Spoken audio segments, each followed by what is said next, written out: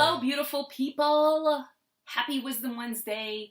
Thank you for tuning in and choosing to spend some of your time with me. It's your girl, Milagros here. And I just have to start by saying thank you to everybody who is watching the video from last week. I got about 10 emails saying, I'm implementing this tip or that tip, and it's so simple. It's changing everything. Really, it does. And I can make all the videos in the world. You can watch all the videos in the world, but if you're not taking action and you're not implementing the tips, the techniques, and the tools that you're given into your life to see what actually works for you, you'll never know, and you'll still be running the rat race and driving yourself crazy and ripping out your hair.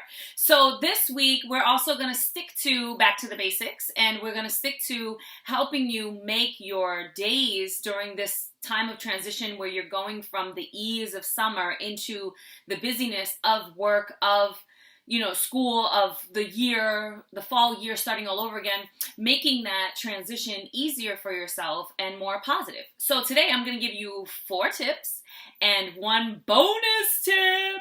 Bonus. Yeah. So here are your 4 tips. Let's just dive right in. All right. The first one is I want you to take a sticky, a Post-it note, whatever you call it, and I want you to write on it, today is a new day. And then post that somewhere where you're going to see it, either on your phone. So when you wake up, we have a tendency to use our phones as our alarms. So when you wake up and you see it, it's a reminder today is a new day. Put it on your bathroom mirror, put it in your car.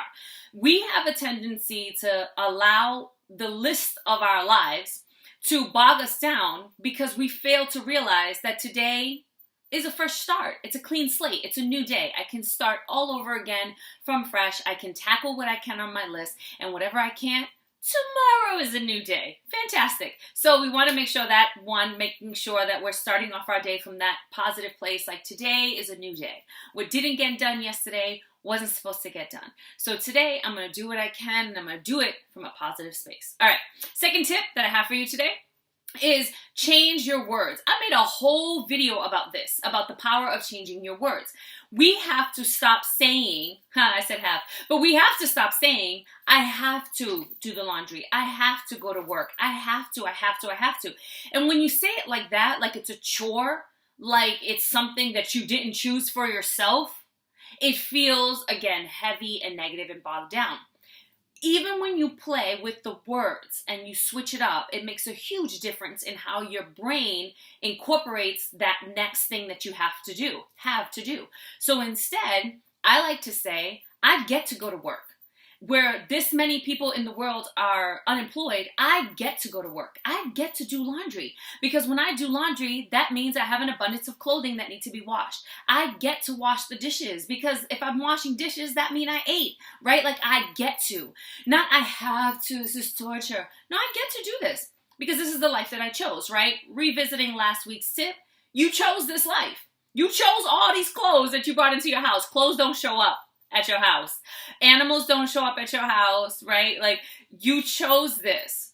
Generally speaking, jobs don't show up either. I mean, they do. Like, thank you, hallelujah, praise you, Jesus. But what I mean is, like, we have to agree to sign on to that. So we chose it. So we have to start using our words to make that slight shift in our perspective. And instead of saying I have to, we say I get to.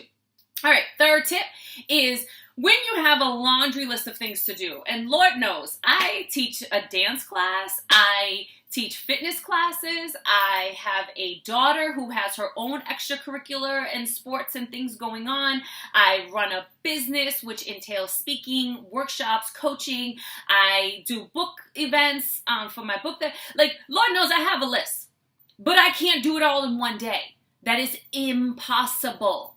So the third tip that I have for you is take it one thing at a time, right? We tend to get bogged down when we think about the totality of our list, but you can't do all those things at once. You know what I can do? I can throw that load in the wash and let the washing machine do that wash for me. And I can throw those dishes in the dishwasher and let the dishwasher do that for me. And then while those two things are happening, I'm going to tackle one thing on my list. I'm going to look at my list and I'm going to say, what is a priority? What needs to be done sooner rather than later? What's coming up? What has a deadline? And if I don't have things that necessarily have a deadline or have a project date, I could say, what do I feel like doing on this list? What feels good to me right now? Because I want to make sure that everything that I'm doing, I'm bringing peace and joy and that kind of positive energy into it. If I'm just begrudgingly going through the list like, then I'm living a life that feels like, and then the hours like that add up to days like that and weeks and years. And next thing you know, you're having a life that feels like, nobody wants to live like that, right? So when you have to do something, I get to do that.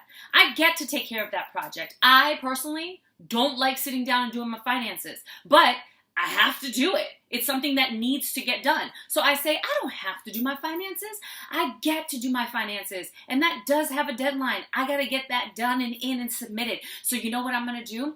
I'm going to pour myself a nice drink. I don't really drink, but let's just say for you, you can pour yourself a glass of wine. I put on some Sade in the background. I tell my daughter, listen, I'm going into my finance bubble. Holla at me in an hour, right? And I kind of zone in and take care of that one thing that I can do. So look at your whole list and then just do the one thing you can do in the moment. And when you're done, cross it off and move on to the next thing, right? You don't have to do everything all at once. And whatever you don't do, put on the list for tomorrow. And then the fourth thing is, this is more for you and your people and your family, your spouse, your partner, whatever. At the end of the day, before either at dinner or when you pick them up from school or from work or, when you lay down in bed or whatever it is, check in. Take a moment to be intentional about checking in and discussing some of your highlights. What was some of the highlights of your day? This is something, again, that I put in a different video that I talked about parenting, and I found it to be really beneficial for myself and my daughter.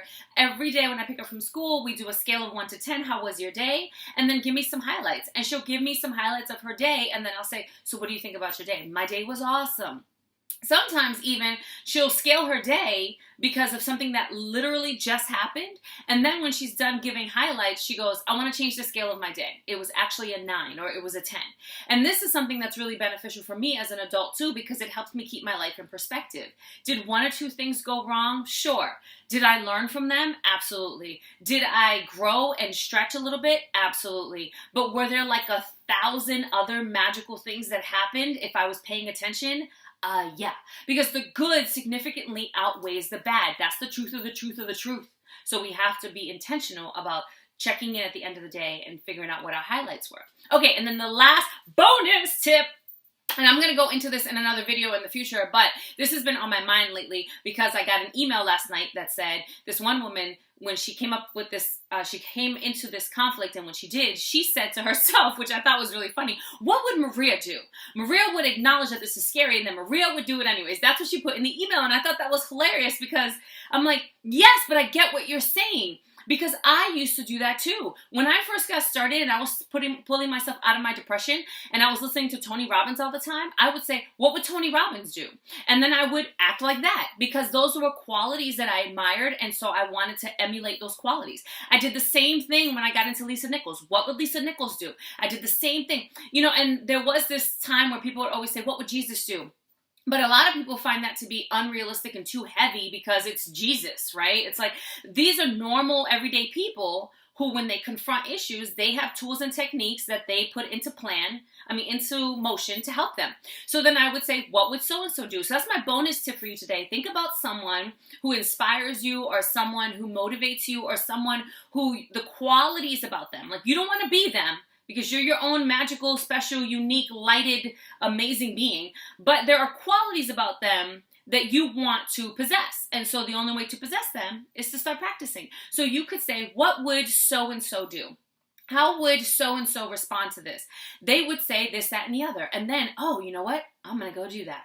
I'm going to try it like that. And it gives you almost like a borrowed boost of confidence until you start to realize, I've been saying what would Tony do and what would Lisa do, but Maria's the one doing it. Hello, I'm getting her done, right? And then what was becoming second nature actually becomes your first nature, which becomes your nature because you practiced it. So that's what I have for you today. I hope that those 5 tips really help you in terms of turning your chaos into something a little more intentional and positive, because I know it worked for me and I know I'm not an exception to the rule. So if it worked for me, it can work for you too. You just have to put them into practice. And when we do that and we live that way intentionally, Not perfect, but intentional every day. Super sparkly everything. Yes. So I hope you have a great rest of your week, a fantastic weekend. I love you. And if you like this, give it a thumbs up. If you know someone who could benefit from it, share it. If you haven't already, what are you waiting for? Subscribe and let's talk about it. Talk to me in the comments. I will see you next week. Peace.